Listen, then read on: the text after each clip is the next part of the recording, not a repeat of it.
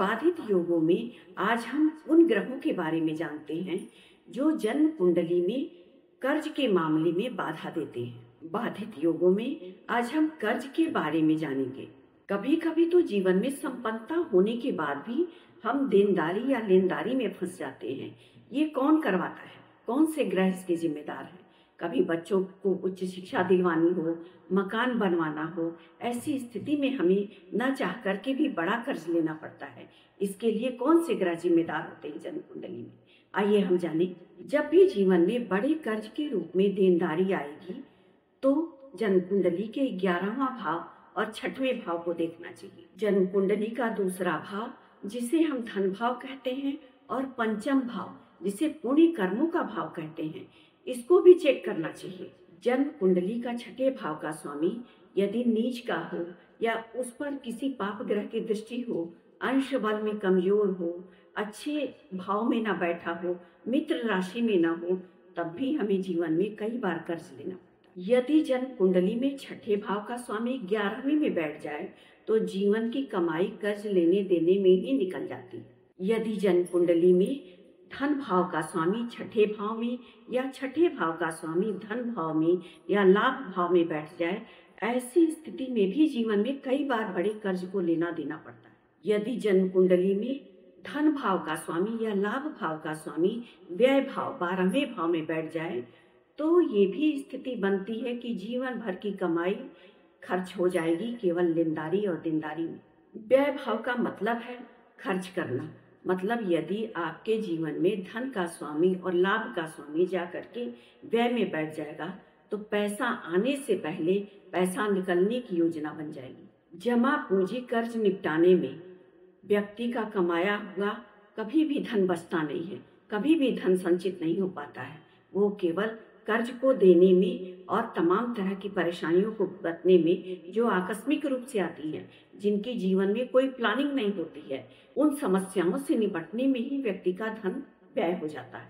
यदि दूसरे भाव का स्वामी और 11वें भाव का स्वामी मतलब कि धन भाव का स्वामी और लाभ भाव का स्वामी रोग ऋतु ऋण के 6वें भाव में आ जाए, ऐसी स्थिति में दिखावा और बनावट वाले स्टेटस को बनाने के लिए व्यक्ति जीवन में बिना सोचे समझे बहुत बड़ा बड़ा कर्ज ले लेता है। यदि पंचम का स्वामी 6ठे में नीच या वक्री होकर के बैठ जाए, ऐसी स्थिति में जातक को बहुत बड़े स्तर का कर्ज लेना पड़ सकता है। ये कर्ज आपके पूर्व जन्म के कार्मिक दंड को दिखाता है। यदि जन्म कुंडली के पंचम और 6ठे भाव के स्वामी शनिदेव बन रहे हैं और ये जन्म कुंडली के किसी और त्रिक भाव में बैठे हैं, अंश बल से कमजोर हैं, नीच के हैं या वक्री हैं, इन पर और पाप ग्रहों की दृष्टि है, तो ऐसी स्थिति में पंचम भाव जो कि आपके पुण्य कर्म को दर्शाता है, ये आपके कार्मिक दंड के रूप में आपको बहुत बड़े कर्ज के लपेटे में ले लेता है, जिसको भरने में जातक कर्ज पर कर्ज लेकर के अपने साथ अपनी अगली पीढ़ी को भी परेशान करता है। यदि 11वें भाव में शनि और मंगल की राशि है और वो पाप ग्रहों से और दृष्ट हो रहे हैं, अंश बल में कमजोर हैं, अच्छे नक्षत्र में नहीं हैं, उन पर शुभ ग्रहों की दृष्टि नहीं है, ऐसी स्थिति में जातक बिना सोचे समझे कर्ज लेता है, जिससे वो स्वयं परेशान रहता है और उसके जीवन की सारी कमाई कर्ज को लौटाने में चली जाती है और जातक अपने जीवन काल में उस कर्ज को भर भी नहीं पाता है।